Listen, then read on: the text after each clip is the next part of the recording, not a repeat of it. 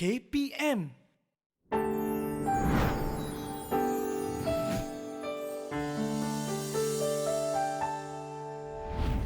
Assalamualaikum dan selamat sejahtera.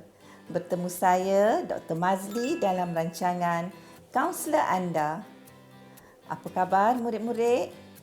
Saya harap anda semua berada dalam keadaan sihat sejahtera dan gembira serta ceria bersama keluarga tersayang. Murid-murid, apakah yang anda lakukan semasa berada di rumah? Ya, ada yang menjawab membantu ibu di rumah. Bagus. Ada juga yang menjawab membaca buku. Itu pun sangat bagus. Dan saya dengar ada yang menjawab belajar semasa di rumah. Ya murid-murid, setiap hari anda akan belajar semasa berada di rumah. Adakah anda seronok belajar semasa berada di rumah? Macam mana kita ingin mewujudkan suasana yang seronok dan menarik minat kita untuk belajar di rumah? Jom kita sama-sama lihat 7 tips yang memberi keseronokan dan mencipta suasana seronok belajar di rumah.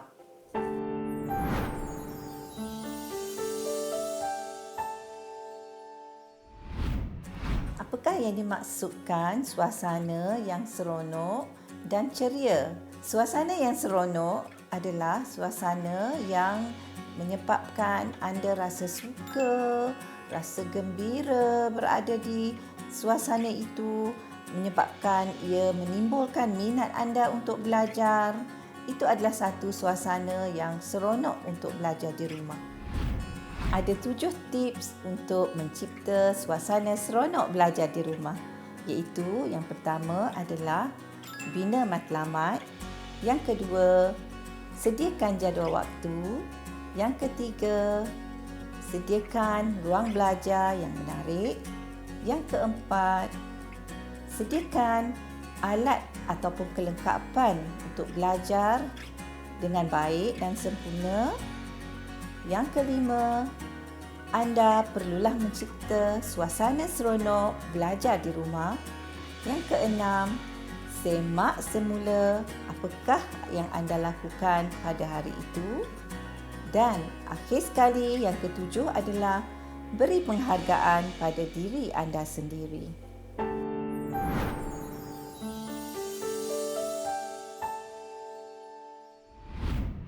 Apakah yang dikatakan dengan matlamat? Matlamat adalah apa yang anda ingin capai setiap kali anda membuat sesuatu. Ya, matlamat juga ada terdapat beberapa perkara yang anda perlu lihat di dalam membina matlamat agar ia jadi matlamat yang sangat bagus dan berkesan kepada anda. Iaitu yang pertama, matlamat anda mestilah jelas. Anda mesti jelas dengan matlamat anda. Kedua, mestilah boleh diukur. Matlamat itu mestilah boleh diukur dan mempunyai jangka masa yang tertentu untuk dicapai. Jadi, contohnya, jika saya mempunyai matlamat untuk saya membentuk matlamat saya pada hari ini, saya ingin membuat 10 soalan matematik untuk dijawab sehingga pukul 12 tengah hari, contoh. Jadi itu adalah matlamat saya, iaitu matlamat saya boleh diukur dengan bilangan soalan matematik yang saya ingin jawab. Dan ia jelas pada jangka waktu daripada pukul 9 sehingga pukul 12. Dalam tempoh itu saya akan siapkan matlamat saya itu menyiapkan soalan matematik. Jadi ingat ya anak-anak, orang yang berjaya mempunyai matlamat yang jelas dan mempunyai matlamat yang sangat berkesan untuk dia mencapai kejayaan. Jadi, bina matlamat anda agar anda menjadi seorang yang cemerlang. Baiklah murid-murid, sedikit perkara yang saya ingin tambah berkaitan dengan matlamat ialah matlamat terdiri daripada matlamat jangka panjang dan juga matlamat jangka pendek. Contoh yang saya sebut tadi, pada hari ini saya ingin menyiapkan 10 soalan matematik. Itu adalah matlamat jangka pendek kerana hari ini sahaja. Bagaimana pula dengan matlamat jangka panjang? Matlamat jangka panjang adalah matlamat yang ingin kita capai dalam waktu yang panjang, waktu tertentu. Tapi kita perlu tetapkan juga. Kita perlu jelas ya murid-murid. Dalam menetapkan matlamat kita perlu jelas. Iaitu sekiranya berkaitan dengan soalan matematik tadi. Jangka pendek kita menetapkan 10 soalan matematik saja untuk dijawab pada hari ini. Jadi dalam masa sebulan ataupun dalam masa seminggu saya akan menyiapkan 70 soalan matematik. Jumlah soalan matematik yang anda ingin selesaikan, ingin jawab, ingin membuat latihan adalah sebanyak 70 soalan. Jadi, itu adalah matlamat jangka panjang dalam masa seminggu. Jadi, matlamat ini boleh dibuat sama ada dalam masa seminggu, dalam masa sebulan, dalam masa setahun. Jadi, pada hujung tahun ini, saya akan pastikan saya membuat berapa soalan ya dalam matematik, dan saya ingin pastikan saya mendapat grade yang memuaskan, yang terbaik di dalam matematik. Itu adalah matlamat jangka panjang. Maksudnya pada bulan 12 tahun ini, akhir tahun ini, saya ingin pastikan saya mencapai grade A ataupun grade yang terbaik di dalam matematik. Saya pasti murid-murid semua boleh melakukan ini. Ya, murid-murid yang ada di depan saya ini adalah murid-murid yang sangat hebat. Jadi murid-murid yang hebat mempunyai matlamat yang jelas, mempunyai matlamat jangka pendek dan juga jangka panjang. Kerana matlamat jangka panjang akan menyebabkan anda menjadi seorang yang cemerlang. Didik TV KPM.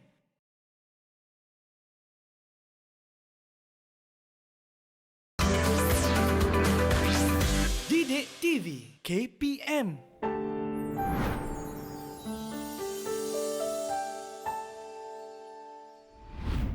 Untuk mencipta suasana yang gembira, kita perlulah tetapkan matlamat dan tuliskan matlamat itu di atas satu kertas untuk anda tampal di tempat belajar anda, agar matlamat yang kita tetapkan itu dapat kita lihat dengan jelas dan kita tidak lupa dengan matlamat kita.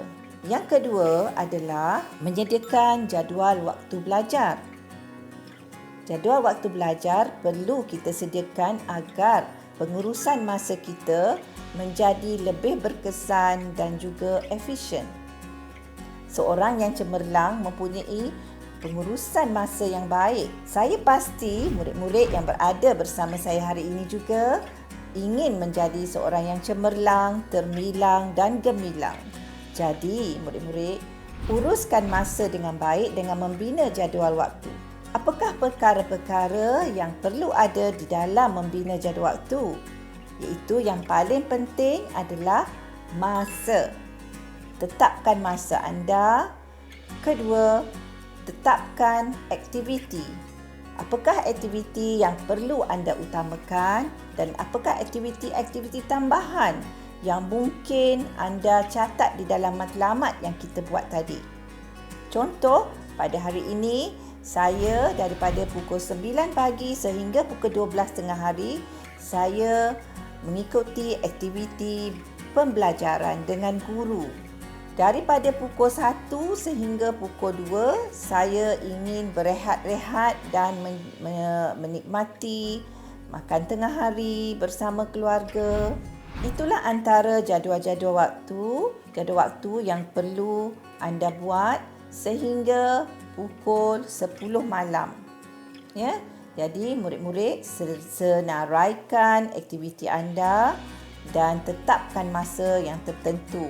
Yang ketiga adalah menyediakan ruang belajar yang baik dan menarik. Ruang belajar tidak perlu murid-murid mencari satu ruang belajar yang sangat mewah. cukuplah dengan apa yang telah disediakan oleh ibu bapa di rumah. Menyediakan ruang belajar mengikut kemampuan anda. Yang paling penting, ruang belajar anda mestilah bersih. Kemaskan, bersihkan dan sediakan ruang belajar yang menarik dengan hiasan-hiasan yang anda suka. Ya, ingat ya murid-murid, sediakan ruang belajar mengikut kemampuan anda dan mengikut apa yang ibu bapa anda sediakan. Jadikan bila anda berada di ruang belajar anda mencipta satu suasana yang seronok. Anda boleh menyanyi bila anda suka, anda boleh mendengar muzik dan anda juga boleh makan. Jadi, ini akan menyebabkan tekanan anda belajar akan menjadi kurang. Jadi, ciptalah suasana yang seronok dan menarik. Anda adalah orang yang boleh memilih. Jadi, pilihlah suasana yang seronok, cipta suasana yang seronok agar sesi pembelajaran anda menjadi lebih menarik dan menarik minat anda untuk belajar. Dalam penyediaan ruang belajar, murid-murid, kita perlu mengambil kira keselesaan. Apakah yang dimaksudkan dengan keselesaan? Ya, keselesaan ini bermaksud ruang yang bersih, yang menyeronokkan kita, yang menarik perhatian kita, yang kita hias dengan cantik mengikut gambar-gambar kesukaan kita ataupun barang-barang hiasan kesukaan kita, dan ruang yang kalau ada bau-bauan yang sangat menyenangkan, yang boleh menggembirakan hati murid-murid, sediakan. Ya, yang paling penting ruang itu selesa dan ruang itu bersih, menarik. Bagaimana anda mau menyediakan ruang yang selesa di rumah? Dengan cara menghias ruang itu. Murid-murid boleh melihat ruang yang saya duduk sekarang ini adalah ruang pembelajaran. Jadi, di mana di sini kita lihat ada hiasan, pokok-pokok kecil. Mungkin kalau murid-murid suka kepada kartun-kartun, boleh letakkan kartun ataupun gambar-gambar, upin ipin. Boleh, tak ada menjadi kesalahan. Yang penting, menyediakan ruang mengikut kemampuan. Jangan paksa ibu ayah untuk menyediakan ruang yang sangat nampak mewah. Sediakan ruang ikut kemampuan dan apa yang ada di rumah. Ruang belajar yang menarik meningkatkan minat belajar dan juga meningkatkan kecemerlangan anda dalam pelajaran. Setelah anda menyediakan segala perkara yang telah saya sebutkan tadi, anda perlu menyemak balik apakah aktiviti yang anda jalankan pada hari itu, sama ada ia mencapai matlamat yang telah kita tetapkan sebentar tadi ataupun tidak. Sekiranya matlamat yang telah kita tetapkan itu telah tercapai, maka ia adalah satu perkara yang baik. Sekiranya ia tidak dapat dicapai, contohnya, saya tadi telah menetapkan matlamat awal saya untuk menyiapkan 10 soalan matematik pada hari ini. Tapi tiba-tiba bila di akhir hari ini, saya lihat saya dapat menyiapkan 5 soalan saja. Jadi, murid-murid yang berada bersama saya hari ini mesti ingin menjadi seorang yang cemerlang. Jadi, ke manakah hilang 5 soalan lagi yang telah kita tetapkan? Mungkin kita tidak dapat menyiapkan soalan itu kerana semasa kita menjalankan ataupun membuat soalan matematik tadi, kita menggunakan waktu itu untuk melihat cerita kartun. Mungkin juga kita gunakan waktu itu untuk bermain. Mungkin juga kita guna waktu itu untuk buat perkara lain yang mungkin tidak mendatangkan faedah kepada kita. Jadi, semak balik, semak semula apakah kelemahan-kelemahan yang telah anda lakukan sehinggakan matlamat yang anda tetapkan tidak dapat dicapai. Tetapkan matlamat ataupun goal secara sedikit-sedikit, lama-lama ia akan menjadi bukit. Sedikit-sedikit perkara yang kita buat dan dapat dicapai dengan baik, lama-lama kita akan mendapat kejayaan yang cemerlang. Daripada itu, murid-murid perlu lihat balik kelemahan-kelemahan dan perbaiki kelemahan yang telah anda lakukan itu agar keesokan hari kita tidak mengulang kesilapan kita. Orang yang berjaya, dia tidak mengulang kesilapan tapi dia membaiki dirinya daripada hari ke hari. Di mana umpama kata-kata hari esok lebih baik daripada hari ini. Jadi, perbaiki diri agar anda menjadi seorang yang lebih baik dan bermanfaat. Sekiranya anda berjaya mencapai matlamat, anda perlu memberi penghargaan kepada diri anda. Penghargaan yang macam mana yang kita perlu berikan? Jom kita sama-sama lihat apakah kepentingan dan penghargaan yang macam mana yang kita perlu berikan kepada diri kita sendiri. Didik TV KPM.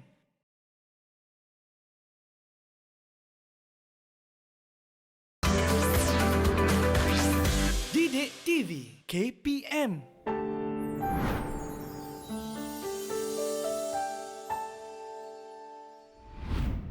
Baiklah murid-murid yang dikasihi sekalian, penghargaan adalah sesuatu perkara yang amat penting. Hargai diri anda sebelum orang lain kerana diri anda memang sangat perlu dihargai. Jadi sekiranya anda berjaya menjalankan aktiviti ataupun mencapai matlamat yang telah anda tetapkan, beri penghargaan kepada benda-benda ataupun perkara-perkara yang menyebabkan anda seronok dan gembira. Contohnya, saya suka melihat cerita Upin dan Ipin. Saya pasti murid-murid di depan saya juga suka melihat kartun cerita Upin Ipin. Ada juga yang suka tengok Bobo Boy. Betul kan? Jadi, sekiranya anda suka melihat Bobo Boy, beri penghargaan setelah anda dapat siapkan 10 soalan matematik yang telah anda tetapkan. Buka cerita Bobo Boy dan tengok. Itu adalah penghargaan kepada diri anda. Jadi, untuk hari berikutnya, tetapkan matlamat lain, matlamat baru dan sekiranya anda berjaya, beri penghargaan pada diri anda. Penghargaan ini akan meningkatkan motivasi diri seseorang dan ia akan meningkatkan pencapaian kita dalam sesuatu. Terutamanya pencapaian kita dalam pelajaran. Jadi murid-murid, tetapkan matlamat, pastikan matlamat anda dicapai, pastikan anda ada jadual waktu untuk sediakan ruang belajar yang menarik, cipta suasana yang menarik, semak aktiviti anda dan beri penghargaan kepada diri sendiri. Sekiranya matlamat tidak boleh dicapai, semak balik di manakah kekurangan-kekurangan yang telah anda lakukan. Akhir kata daripada saya, semua perkara yang kita lakukan adalah pilihan kita sendiri. Apa yang tindakan yang kita nak lakukan, apakah tindakan kita, apakah perkara yang kita lakukan adalah bergantung kepada pilihan yang ada pada kita. Adakah anda ingin menjadi seorang pelajar yang cemerlang? Adakah anda ingin mencipta keseronokan semasa anda belajar? Jadi, pilihlah yang terbaik. Ciptalah suasana belajar yang seronok agar anda dapat menjadi pelajar yang cemerlang dan menjadi kebanggaan ibu bapa. Jadi, gunakan 7 tips yang telah saya berikan pada anda hari ini untuk anda mencipta suasana seronok belajar di rumah. Sehingga itu, terima kasih. Hebatkan diri, tingkatkan prestasi. Assalamualaikum.